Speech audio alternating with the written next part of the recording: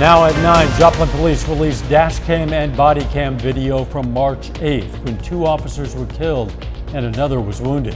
Plus, how the drought has impacted a local corn farmer's harvest and why the Missouri Attorney General is suing the city of St. Louis. The 4 states' most watched news starts now. Thank you for joining us tonight. I'm Dow Quick. Joplin police released video from a tragic day for the police force and the community. It's the first public release of body cam and dash cam video from March 8th when 2 officers were killed. Fallen officers were Corporal Ben Cooper and Officer Jake Reed. Officer Rick Hershey was also shot but survived. The edited video was released publicly during a news conference this afternoon where police also shared details of that day. KOAM's Bella Line attended this afternoon's news conference and has more. The video footage that was released today in the briefing after the investigation by the Missouri State Highway Patrol determined that the officers acted accordingly. As you can imagine, this was a horrific event for our department, for everybody involved, not only the officers, but the officers' family, for the entire community. But when it comes to the officers, we provided immediate debriefs to them, and then we did extended brief debriefs. We actually brought specialists in. According to Chief Salone Rowland, officers responded to what seemed to be a routine call on March 8th. Until the suspect began to resist arrest. 2 officers were fatally wounded and another was in critical condition. Chief Jonathan White from the Duquesne Police Department was the first officer to arrive. He gave a status update that we had officers down at that point. We really didn't know the condition of the officers or what had taken place. Now department leaders are looking back at what happened. Anytime we have a major event like this, we do a debrief, we look at it, we look at actions involved, we look at our policies, we do a complete review on it. This is, while there is no such thing as a typical call in law enforcement nowadays at all. The Joplin Police Department is still waiting for the full Missouri State Highway Patrol report. In Joplin, I'm Bella Line, KOAM News. Captain Will Davis eventually fired the shots that killed the suspect. The police chief says that during these months following the tragedy, the department has provided counseling services to the officers. You can watch the full news conference, including the video released today, on our website or mobile app. Just search for the KOAM News app or go online to KOAMnewsnow.com. We do want to warn you that some of what you will see and hear is graphic. The heat's going to continue through the weekend and beyond. Let's check in with Doug. Yeah, we've had 4 straight days of triple-digit heat across the region. In fact, today's day number 11 that we've done it this summer. 101 for the high. The record 108 is set back in 1954. And as we go down the road, we're going to continue to have the triple-digit heat once again as we head into the weekend. There is some relief in sight and also some rain chances, which is good to see. And of course, you can always get my long-range forecast on my month-long blog, KOAMnewsnow.com. We're going to look at the weekend and maybe some relief here in just a bit. See you then. Boy, the struggles are escalating for area farmers trying to cope with the drought. One corn farmer from Lamar has harvested early because his crop just isn't going to make it. KOAM's Yana Hatula spoke with him about how he's trying to recover. The continuing heat and lack of rain is becoming costly for the area farmers and their corn. Doesn't happen often. This was about as bad as it's been. We've had about 1/10 of an inch of rain in July, along with these hot temperatures, and corn just won't make it in that kind of weather. A farmer family in Lamar, Missouri, is baling all of their corn from the field ahead of time so it can be at least used for something before totally burning up. You know, we would get the grain in September, but now we're just doing the forage because there's no grain on it. Usually at this time of the year, we don't have a whole lot going on because we're waiting on things to grow. The corn the family is growing is supposed to be sold for bird food, but now it cannot be used for that since the corns are undergrown and half less in size than they should be. This will become costly for the family. The corn is all being cut and used to feed cows whose grass is also all burned up. This will keep us from having to sell our cows, baling this corn. The farmers say this already is an issue and people are selling their cows because they don't have enough grass to feed them. because if you have to start feeding hay now, next year's grass won't start coming up and get nice and green till middle of March next year. This will cause another issue later on, as there are not a lot of cows to get meat from. It could be said that the issue is affecting a greater area than you would first think. For next year, the farmers are wishing for rain and less heat. Pray for rain and pray for the farmers. In Lamar, Janna Hautala, KOAM News. Norwood usually harvests his corn in September. Missouri's Attorney General is suing the city of St. Louis over a bill that covers the cost of out-of-state travel for abortions. St. Louis Mayor Tashara Jones signed a measure to create the Reproductive Equity Fund. With Missouri's restrictive abortion law taking effect, her goal is to provide financial support to women in need. But Attorney General Eric Schmidt says the provision violates a state law that stops public funds from being used for performing or assisting in abortion. The state also plans to seek a preliminary injunction that would prohibit the city from even creating the Reproductive Equity Fund in the first place. But Mayor Jones says she will not back down and vows to help women get the reproductive medical care they need. A historian who wrote a book about the Kansas-Missouri border war during the Civil War stopped by the Baxter Springs Museum today to talk about his research. Ken Spurgeon's book is called A Kansas Soldier at War, the Civil War Letters of Christian and Elise Dubach Isley. He says it offers insight into the human element of the conflict. At today's event, he talked about what the letters mean and his process of researching for his book. Really little, I just loved stories of people. And the first time I really remember something kind of unique was sports. I read a couple of biographies and I was just like, where did that guy come from? What made that guy tick? What made that person who they were? And then that just kept spilling into more and more. And then she spoke. The letters in the book were discovered in the collection at Friends University in Wichita. KOAM News at 9 on Fox 14 takes this time now to honor another four-state hero. Ronald Brown served in the U.S. Navy in 1961 and 1962. Pittsburgh native was stationed in Vietnam and Cambodia, and we salute Seaman Ronald Brown, a four-state hero. Doug is next with a complete look at the forecast, and later members of the KU men's basketball national championship team are in Frontenac this weekend.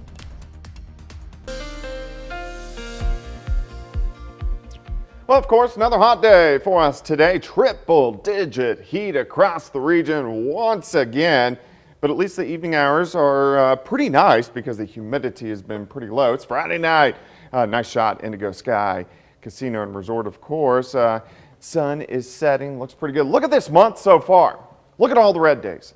All these days are days above average. We've only had 2 below, and the coldest high temp we've had this month is 89 degrees. And look at the stretch of triple-digit heat, 96 on Monday, but you can see pretty much triple-digit heat the entire week. Temperatures still across the region, most of us about 90, 91 degrees outside. And if we look at 7th and Range Line, another nice shot sitting at 91. South winds at 10. Humidity is at 39%. We've been dry. There have been a couple isolated little guys in our far western counties, Chautauqua and also Elk County in southeastern Kansas. Besides that, some thunderstorms down through Oklahoma, and then also a little bit of a cluster out across western parts of Kansas, but none of these are really going to affect us. We still have this big dome of high pressure, which is in charge, and until it breaks down, we're not going to see a whole lot of changes, but there are some changes on the horizon, which at least is good. All right, for us tonight, mid-70s. Let's go through the morning hours. Mid-90s by noon. During the afternoon, most of us should go up to about 100, 101 degrees once again. Here's your day planner starting at 75, 96 by noon. High temp 102, which is never very pleasant. Tomorrow night, temperatures, they drop back into the upper 70s once again. Then as we head into Sunday, we may get a few isolated thunderstorms in our northern counties. Most of us still triple-digit heat once again, but what's going to happen here is we get a front that starts to slide in Sunday night into Monday morning, and it may fire off some showers for us across the region, which we could definitely use. Heat indices once again for us tomorrow, dangerous levels, 105-ish or so as we head into the afternoon hours. As we go back into early next week, that front lifts back toward the north on Monday, so the heat still is in place. On Tuesday, that heat is still in place, but we may get a few isolated thunderstorms as we head into Tuesday afternoon, and then the front kind of slides through by Wednesday, lifts right back north on Thursday. So in general, the heat sticks around for us next week, but late in the week, we get a front that sags in, and here's the good news, pretty good chances for rain by next Thursday and Friday. 102 on Saturday, 106 on Sunday. Hit and miss storms kind of starting late Sunday all the way through the week, and then better chances Thursday and Friday, which I'm really hoping we get some decent rain. Oh, a lot of people are hurting out there. We need the rain, whatever we can get, for sure. We do. Thanks, Doug. Satellites captured images of the devastating wildfires in Europe as the high heat in the U.S. impacts two major East Coast events. Reporter Kevin Uretsky has more. Dramatic images taken by satellite showing smoke from wildfires in several European countries. Already this year, fires have broken out in a dozen European countries, burning tens of thousands of acres and destroying homes and businesses. Wildfires in Spain started in the spring. It's been that country's earliest heat wave in 2 decades. In the U.S., the extreme weather turning deadly in Texas. Dallas County reporting its first heat-related death. I can't talk about much about the patient, but what I can say is that the heat is affecting everyone as a whole, whether you have an underlying health condition or not. We need to be very mindful when we go outside. Heat advisories were already in effect Friday across portions of the Northeast, and it will get even hotter over the weekend. The breeze coming off the ocean kind of lessens the heat, but overall, once you get away from here, it's hot, sticky, humid. You got to take at least 2-3 showers. In Boston, first responders have been inundated with an uptick in calls. See that the weather's like this and we see people outside, we try to stop and talk to them and tell them it's too hot to be outside. Officials in Boston moving the city's triathlon from this weekend to the end of August due to the high heat conditions. New York City's triathlon is still on for Sunday, but organizers have shortened parts of the event. Of course, it was a difficult decision, but at the end of the day, the safety and well-being of everyone associated with this event is our priority. And there's not much relief in sight. At least 60 million people could see temperatures at or above 100 degrees over the next 7 days. In New York, Kevin Uretsky, Fox News. Coming up, the latest on President Biden's condition. From the White House this Friday saying President Biden's health is improving. I'm Lauren Blanchard in Washington. I'll have the latest on the president's COVID-19 diagnosis coming up. Researchers at the University of California, San Diego are working on a COVID vaccine that one day may be effective against all variants of the virus. They're using modified bacterial DNA in hopes of creating a more durable vaccine that could be taken as a pill, by inhalation, or other delivery methods. The White House says the president's COVID-19 diagnosis is proof the vaccines work, given he is dealing with very mild symptoms. Today we learn more from his medical team about how the president is feeling and how he's responding to treatments. Reporter Lauren Blanchard has more from Washington. In a daily update Friday, the president's physician, Dr. Kevin O'Connor, said President Biden had a 99.4-degree fever Thursday night that was treated with Tylenol. He still had a runny nose, fatigue, and a non-productive cough. Let me start by apologizing for my voice. I'm feeling much better than I sound. However, his condition was improving. 99.4 is very much within the normal range. So the president is doing better. He slept well last night. He ate his breakfast and lunch. He actually showed me his plate. The White House put out a photo of the president Friday, masked and on the phone. They say he is continuing to work while isolating. He is busy at work, feeling very well, and doing his job. The 79-year-old commander-in-chief is being treated with Paxlovid, an antiviral for high-risk patients. Dr. O'Connor wrote, "I anticipate that he will respond favorably, as most maximally protected patients do. There has been nothing in the course of his illness thus far which gives me cause to alter that initial expectation." The White House says it doesn't know where President Biden contracted the virus, but said tracing is underway among those considered close contacts. So far, First Lady Jill Biden remains negative, but plans to stay in Delaware through the weekend. While we should continue to take COVID very seriously, we have the tools we need to deal with this. The president plans to isolate for at least 5 days and until he tests negative. In Washington, Lauren Blanchard, Fox News. Still ahead, reaction to last night's primetime hearing. Staffers who had a front row seat to January 6th and President Trump give their take to Congress.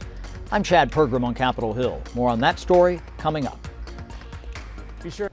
The White House announced today the U.S. is sending an additional $270 million in security assistance to Ukraine. With this latest round of aid, the U.S. has now committed $8.2 billion in security assistance to that nation. The new package includes additional medium-range rocket systems and tactical drones. Meanwhile, Russia and Ukraine signed separate deals with Turkey and the UN to allow exports of Ukrainian grain. Last night's January 6th committee hearing put President Trump's actions and inaction on that day under the microscope. Some of his staffers who had a front row seat talked about what happened at the White House. Meanwhile, one of those closest to the former president found out his fate today. Reporter Chad Pergram is on Capitol Hill with details. Powerful reaction following Thursday's House Select Committee hearing. It focused on what lawmakers and witnesses say was dereliction of duty by the former president. He watched the riot while doing nothing to stop it. If we become a country that accepts attempts at coups and attempts at overcoming the will of the American people, we can't survive that. We literally cannot survive that. President Trump expressed his outrage to the hearing in a series of messages on his social media platform, Truth Social. He even attacked former White House staffer and witness Sarah Matthews. I thought that January 6, 2021 was one of the darkest days in our nation's history, and President Trump was treating it as a celebratory occasion. Witnesses offered a minute-by-minute account of what they described as 3 hours of inaction as his supporters sacked the Capitol. Those closest to President Trump begged him to put a stop to the violence. The most extraordinary development of the week was the audio tape of Steve Bannon, in which he literally put out there on the record in his own voice before the election that this was Donald Trump's plan all along. To me, this is damning evidence. Former Trump advisor Steve Bannon found guilty on 2 counts of criminal contempt of Congress for declining to cooperate with a subpoena by the House Select Committee. His lawyers arguing he was covered by executive privilege, but the jury didn't agree. We may have lost a battle here today, but we're not going to lose this war. It's not case closed for the committee. More witnesses mean more hearings in September, and Bannon plans an appeal. On Capitol Hill, Chad Pergram, Fox News. Up next, going to learn about a sweet gig to get paid to satisfy your sweet tooth. One candy company is offering someone the chance to eat all the candy they want and pull in $100,000 a year while doing it.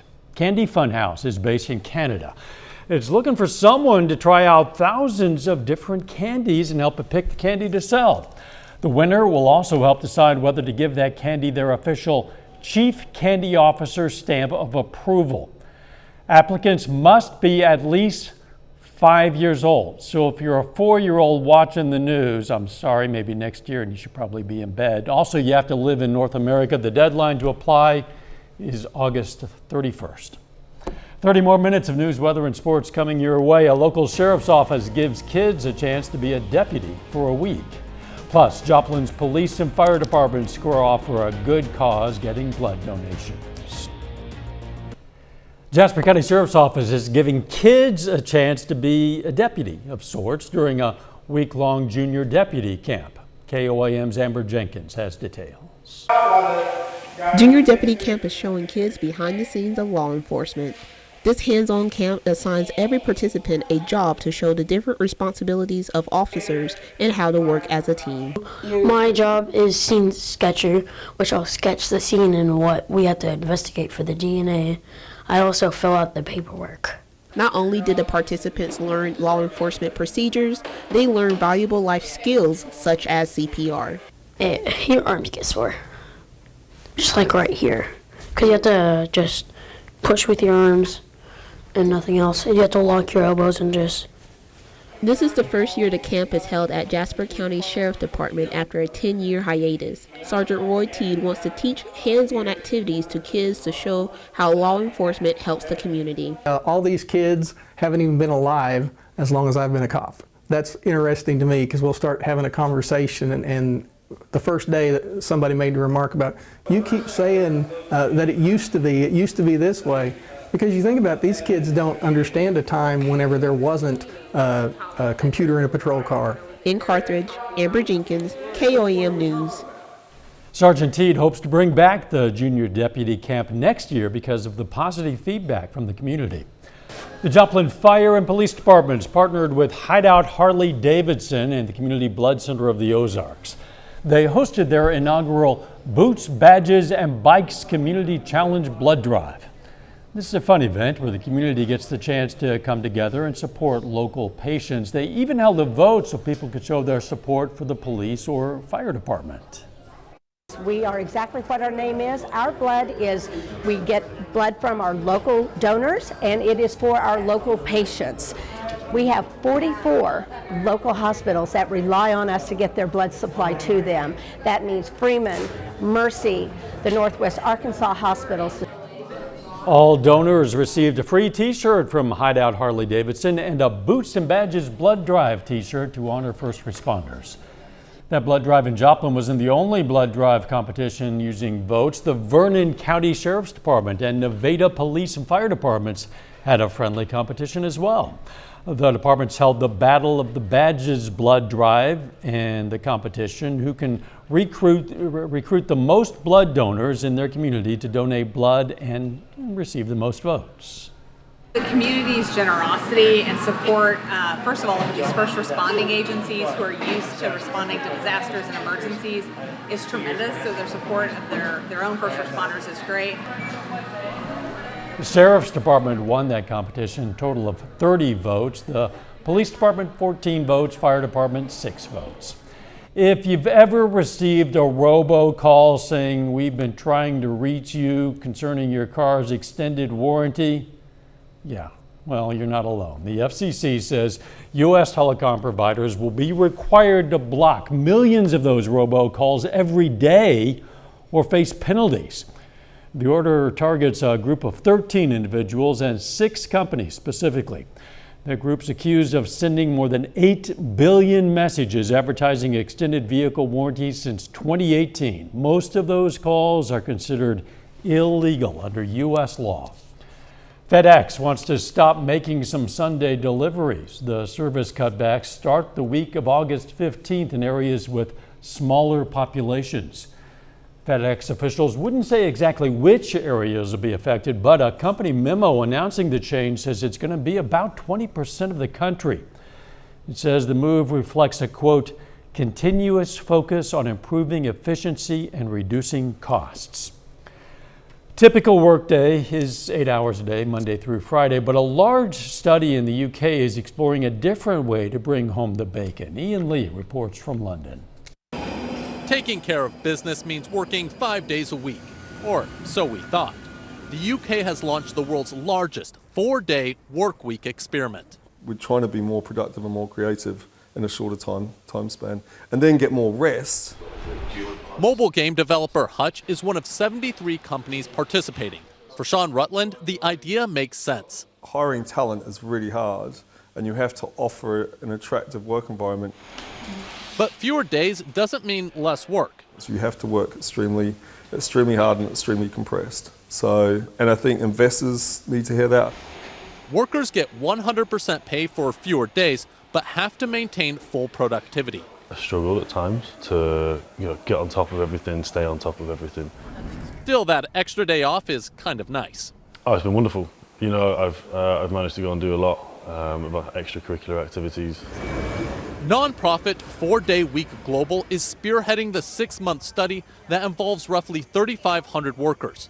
If it's done right, this is something that can deliver very significant benefits for both the employer and the employee. This can be a win-win. Is this something for everyone? This is not a one-size-fits-all approach, but some version of the shorter work week can be achieved right across the economy. To compete with them. Rutland says he won't hesitate to switch back if productivity slips, but sees 4-day work weeks as the future. I don't have much control about what the government does, but I do have control about what this business does and what this business can contribute to society. If everybody is working toward the weekend, someday we all might have fewer days to go. 60 companies here in the U.S. have also signed up for the 4-day work week trial. Researchers from Boston College are monitoring the experiment, and they say employees are reporting less stress and burnout, as well as better physical and mental health. Protesting truck drivers continue to disrupt operations at the Port of Oakland. That's the world's 9th busiest port. They're opposed to a California law about to take effect that'll force them to give up their status as independent contractors. Local union leaders say the new law could give truckers more rights. Protesters say it'll force them out of their independent lifestyle and insist if the law takes effect, it could increase supply chain issues. A bit later, an iconic part of nature now endangered. One of the most iconic insects could be fluttering away for good. I'm Ashley Strohmeyer with the latest on what's causing monarch butterflies to face extinction coming up. Well, of course, another day of triple-digit heat. 4th day in a row, 11th day that we have done this so far this summer. At least it's a drier heat, but still it's super, super hot outside. You need to drink plenty of water. If you're going to be outside this weekend, a lot of people hit the lakes or the pools or the creeks, rivers. Make sure that you drink plenty of water. Looks pretty good. Indigo Sky Casino and Resort, of course, just outside of Seneca, Missouri. Check this out. This is our month so far. All these red days, days above normal. A couple little blue days, those are below normal days, and only 89. So that's been our coolest high. But look at these stretches, triple digits. We hit it last week. All week this week has been pretty much triple digit heat. At least we cool down at night. Temperatures right now sitting upper 80s to lower 90s across the region. 7th range line, 91 south winds at about 10. Humidity is at 39%. And if we look outside, there's not a whole bunch going on. You can see a few isolated thunderstorms that are now dying that the sun has set, so we've lost that heating of the day. So there's just nothing going on out there. We had thunderstorms in Oklahoma that have also died out since we lost the heating of the day. Another little batch out across northwestern parts of Kansas, but still dominated by this big dome of high pressure. Until it breaks down, we're not going to see much in the way of changes, but there are some changes coming over the next week, which is good news. All right, by morning, mid-70s, warm through the 70s, 80s, mid-90s. By the time we get into the middle of the day, and then I think most of us are going to be in triple-digit heat by the time we head into the afternoon. 96 by noon, high temp of 102 during the afternoon.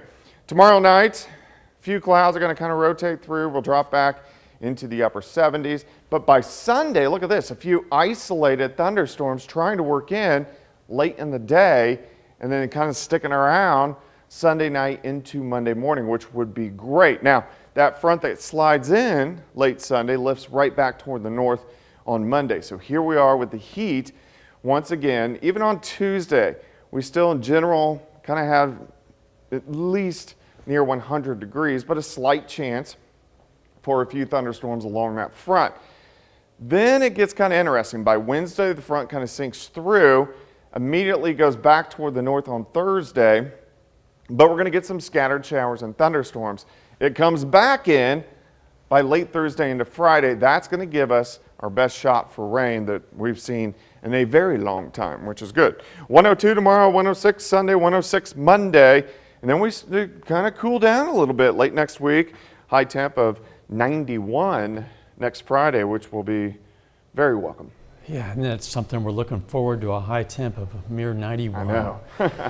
Thanks, Doug. Coming up in sports, Kansas Shrine Bowl players prepare for tomorrow night's big game. Plus, the KU men's basketball team is in Frontenac this week, helping coach the all-area fantasy basketball camp. Danny Terzer has that story next. The Joplin Outlaws are chasing the program's first ever South Division title, and the race is close. The Outlaws have just 2 games remaining. Joplin faces Jefferson City tonight. The Renegades lead this one 6-4 in the 8th inning. Frontenac is hosting the all-area fantasy basketball camp this weekend, and that means the 2022 national champs are in town. 8 KU men's basketball players are helping coach this year's camp. It kicks off today for kindergartners through 2nd graders. Follow through up. There we go. Buckets. You know, we're going to just make it as much fun as we can and go through just some, you know, basic roots of basketball, passing, dribbling, all that good stuff, and you know, just make it a really just you know, fun camp, and so that the kids can really remember it and you know, cherish these moments with us, and that way we can cherish moments with them. Can I put this hand right here? Yep, good. Really, they're having an impact on me, just seeing their faces, smiling all the time. It keeps me motivated to just play harder and just do what I do, so I think they have really a more of an impact on me than I do on them. Your muscles are bigger than your dad's? If I get that chance to inspire a kid or motivate a kid to maybe be in my position when they're older, I think that's what it's all about. Ooh, yes. Good job. Good job. Take away from today, I'd just say the great parts about basketball. I mean, basketball all around is great, but just the parts where they learn communication, teamwork, because that's the most important thing you can learn first. Just to play hard and have fun first and foremost. Playing hard is a big part of my game, so it'd be cool to see if they can do that. Jayhawks! The 2022 Kansas Shrine Bowl is right around the corner, and this year's game features 8 local athletes. The players have spent the past few days getting to know one another and participating in different activities. But it's also been a lot of hard work on the football field. The players are excited for game day this Saturday night and for the chance to play at Kearney Smith Stadium.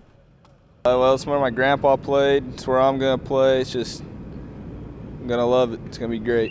It's super cool. I've always wanted to go to Pitt State and play football here. I've came to some camps, and it's just like a super exciting and like really cool experience. I'm ready. Practices have been like super tough, but like I think it's prepared us all, and yeah, we're all excited and ready to go. That's a look at sports. We're back with more news after this. They're one of the most recognizable insects, but the beauty of the monarch butterfly might eventually be history. Reporter Ashley Strohmeyer explains what's pushing these creatures to their breaking point.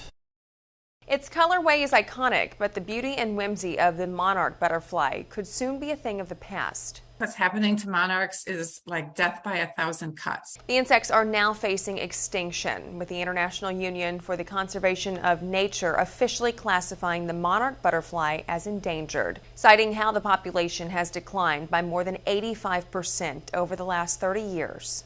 There's very good evidence that that early decline, at least for the Eastern North American population, was due to breeding habitat loss. According to wildlife experts, pesticides used by farmers are contributing to that environmental destruction and fueling the monarch's demise, with various weed killers in corn and soy fields wiping out nearby milkweed plants, a vital food source for monarch larvae.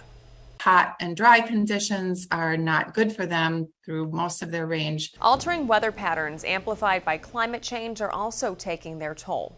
Monarch numbers are really tied to variation in year-to-year weather, and that the conditions that are best for monarchs are becoming more rare. The Environmental Protection Agency says there are currently more than 1,300 endangered or threatened species of plants and animals in the United States. But the Fish and Wildlife Service has yet to list the monarch butterfly as endangered. The International Union for the Conservation of Nature says more than 41,000 species worldwide are now at risk of going extinct, with activists calling this the first ever mass extinction triggered by humans. Ashley Strohmeyer, Fox News. We got some first looks at upcoming movies courtesy of Comic-Con. We're going to have that and more coming up. Honors in the arts. Amber Heard files an appeal. First looks courtesy of Comic-Con and more. Fox's Ashley Dvorkin takes a look in the Hollywood nation. Reeves returns an out-of-this-world cameo and lifetime honors in the Hollywood nation. Guys, you're right. The John F. Kennedy Center for the Performing Arts announced this year's honorees.